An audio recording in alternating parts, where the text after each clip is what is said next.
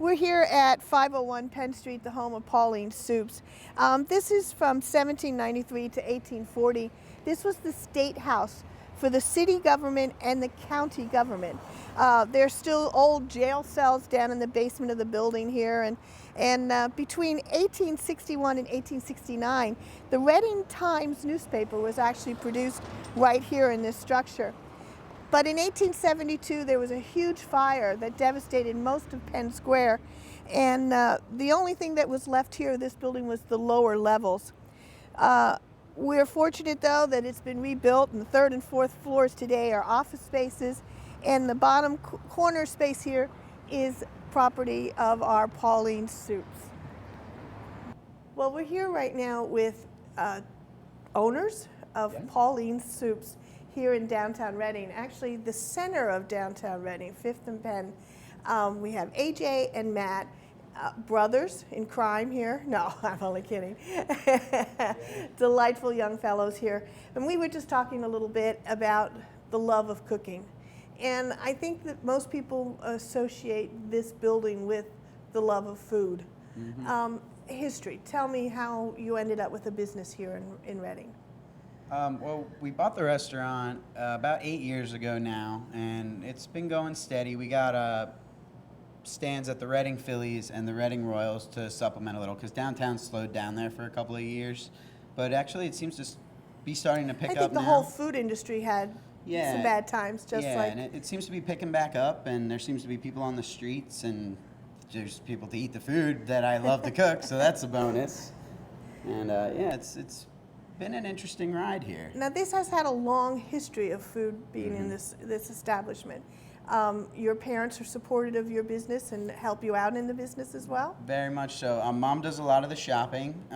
Dad's a lawyer, so he'll help us with any of the extra stuff we need in that department. And they're very supportive, very, very happy that we have something we love doing. Matt, tell me, what kind of food is the favorite around here? We do a lot of breakfast. Soups are our specialty. We sell a lot of chicken corn rivel, which we were just talking about. It's a homemade Pennsylvania Dutch soup. I was saying, it's one of those that if you're not really from around here, maybe you don't know the soup as well. Yep. And I said, I haven't had that kind of soup since my grandmother passed away. Yep. Yeah, we get that a lot. Yeah, it's a very hearty soup.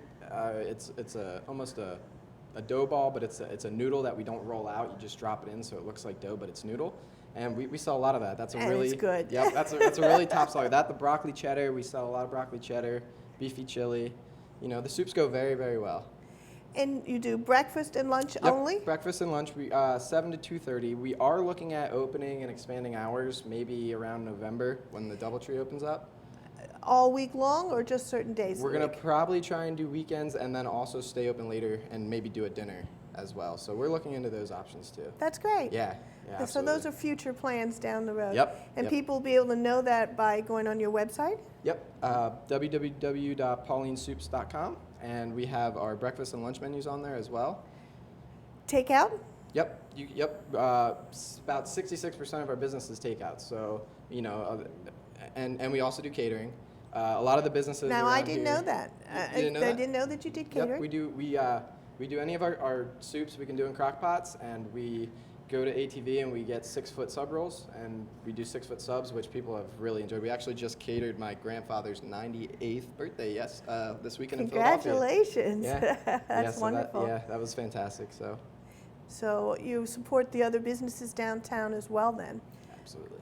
Yeah, actually, when we were in here painting 2 weekends ago, we went up to Russo's and got a pizza. It was delicious. So we try to help the neighbors, whatever you can. I think one of the things that delighted me is that during the Fire and Ice Fest, I helped coordinate all of that through the Downtown Improvement District.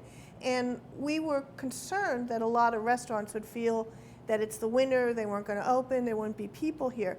And we had you convinced at the very last minute to open. Yeah, that was one of our best days of the year. There was a lot of people downtown. We stayed open the whole day. There was always people coming in and out. It was nice. There was food trucks, so there was options outside, but it was so cold that, well, if you wanted to warm up, come in, sit down, have a bite to eat. It was very nice. And that's that's the coordination and the balance that you try to find in those kind of events.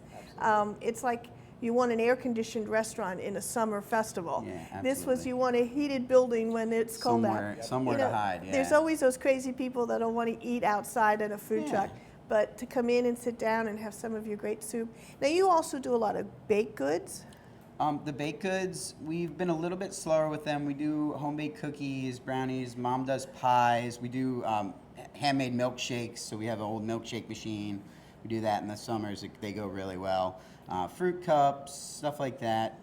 The baked goods, she used to do cakes and brownies and all kinds of stuff, and it stopped selling as much, so we started People to slow too down healthy, with it. you think? They're trying to help up a little bit. We're selling tons of salads and wraps, so I mean, I guess you can't complain one way or the other as long as it's going. You have a cup of that good old soup and then have a salad, right? Yeah, can't, no room. Well, I really thank you for allowing us to come in and see your business, and we hope people get an idea that there's wonderful things right here in downtown Reading. Parking is not too bad. You have lots of spaces right around you.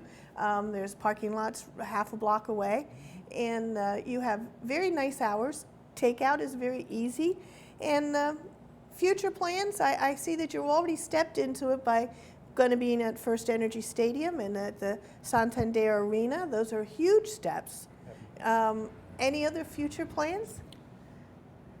Well, we are hoping to expand out to the Fairgrounds Market as well. We've been in talks with them for the last month or so.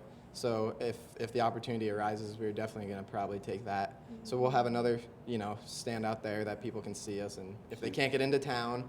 And as you said with the parking, we actually went to a meeting last week, and they're trying to do a lot with the parking downtown that you can now, should be able to do some on your phone. So if you're in here eating and your meter starts to run out, you can add more time to it, which is great. And people should know about that. The Absolutely. app on your phone Yep. for the parking downtown has made parking here a whole lot friendlier. A whole lot easier, yep. So they're really working, and especially with the businesses downtown, which is great. So. Well, we thank you for being part of downtown, Absolutely. and we hope you'll stay downtown. Yes, thank you for your And time. I'm going to have to make sure I put on my calendar to come down here for some more of that soup. Absolutely, get you some Rivel. Yeah.